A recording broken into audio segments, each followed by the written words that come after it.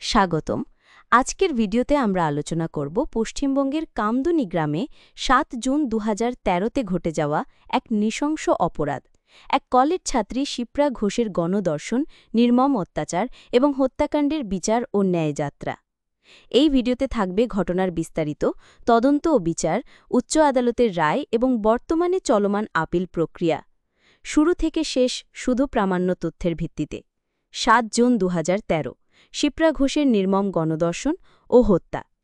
শিপ্রা ঘোষ ছিলেন ২০ বছরের দ্বিতীয় বর্ষের ডিএ পড়ুয়া ডেরোজিও মেমোরিয়াল কলেজের। ৭ জন বিকেল প্রায় ২:৩০ PM-এ বাস থেকে নেমে বাড়ি ফিরে যাবার পথে তাকে অপহরণ করা হয়। তাকে একটি ফাঁকা প্লটের ভেতরে নিয়ে গিয়ে গ্যাংরেপ করা হয়। তারপর তার পায়ে ২ ভেঙে নাভি পর্যন্ত বরখাস্ত করা হয়। গলা ছুরি দিয়ে ফেলে তাকে হত্যা করা হয়। দেহ একটি নিকটস্থ বেহরির পাশে ফেলা হয়। রাত প্রায় ৮:৩০ PM-এ শিপ্রার ভাইরা তার দেহ উদ্ধার করেন। পরে পুলিশ ও গ্রামবাসীর মধ্যে সংঘর্ষ হয়। রাত 2 AM নাগাদ বৃহৎ পুলিশ দল দেহ উদ্ধার করে পোস্টমর্টেমের জন্য বারাসাতে পাঠায়। এরপর ৮ জুন থেকে গ্রামবাসী থেকে শুরু করে নারী সংগঠন, নাগরিক ফোরাম, মানবাধিকার সংগঠন কামদুনিতে মিছিল ও প্রতিবাদ পরিচালনা করে। মমতা বন্দ্যোপাধ্যায় নিজে গ্রামের মানুষকে আশ্বস্ত করেন ১৫ দিনের মধ্যে চার্জশিট জমা দেয়া হবে এবং দোষীদের ফাঁসি প্রার্থনার কথা বলেন। এরপর বারাসাত বার আইনজীবীরা অভিযুক্তদের পক্ষে মামলা লড়তে অস্বীকার করে। প্রমুখ বুদ্ধিজীবী ও সাহিত্যিক অপর্ণা সেন, মহাশ্বেতা দেবী, মৃণাল সেন, শঙ্খ ঘোষ প্রমুখ আন্দোলনে যোগ দেন। এরপর মামলাটি সিআইডি-এর কাছে হস্তান্তর করা হয়। ৯ জন আসামি গ্রেপ্তার করা হয়। তার মধ্যে ২ জন, রফিকুল ইসলাম ও নূর আলী, প্রমাণের অভাবে অব্যাহতি পান, আর গোপাল নস্কর মারা যান বিচার চলাকালীন। সিআইডির তদন্তে অভিযোগগুলি উদ্ভাসিত হয় এবং ২২ জুন চার্জশিট দাখিল করা হয়। এরপর ২.৫ বছর পর ৩০ জানুয়ারি ২০১৬-তে কলকাতা সিটি সেশনস কোর্টে বিচারক সঞ্চিতা সরকার রায় ঘোষণা করেন আনসার আলী, সৈফুল আলী ও আমিন আলীকে মৃত্যুদণ্ড এবং আমিনুর ইসলাম ও ভোলা নস্করকে যাবজ্জীবন কারাদণ্ড দেন। রায় দেওয়ার সময় সঞ্চিতা সরকার রেয়ারেস্ট অব দ্য রেয়ার অপরাধ হিসেবে উল্লেখ করেন। এরপর ৬-৭ অক্টোবর ২০২৩ সালে কলকাতা হাইকোর্টের ২ বিচারপতির বেঞ্চ জাস্টিস জয়মাল্য বাগচি ও অজয় কুমার গুপ্ত রায় ঘোষণা করেন। আমিন আলীকে সম্পূর্ণভাবে খালাস করা হয়। সৈফুল আলী ও আনসার আলীর মৃত্যুদণ্ড লাইফ ইমপ্রিজনমেন্টে রূপান্তরিত করা হয়।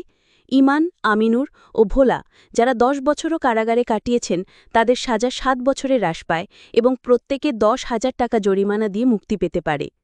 বেঞ্চ রায়ে উল্লেখ করে, ট্রায়াল কোর্ট গ্র্যাভিটি অফ অফেন্সের ভিত্তিতে মৃত্যুদণ্ড দিয়েছিল, কিন্তু কনস্পিরেসি বিয়ন্ড রিজনেবল ডাউট প্রমাণ হয়নি। রিফরমেশনের সম্ভাবনাও বলা যায়, অতএব ফিরিয়ে দেওয়া হল। তারপর ৯-১০ অক্টোবর ২০২৩-এ রাজ্য সরকার হাইকোর্টের রায়ের বিরুদ্ধে স্পেশাল লিভ পিটিশন বা এসএলপি দাখিল করে সুপ্রিম কোর্টে।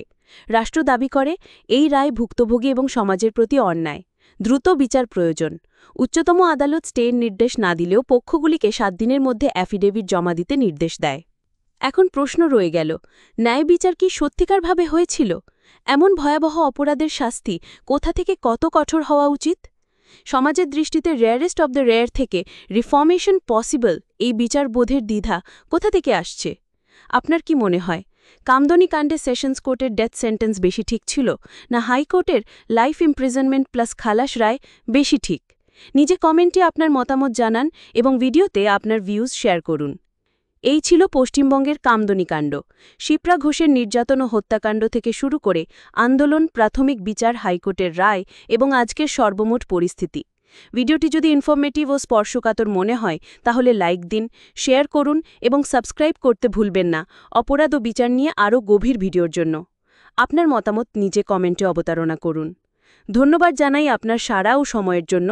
আবার দেখা হবে অন্য কোনো গুরুত্বপূর্ণ ভিডিওতে।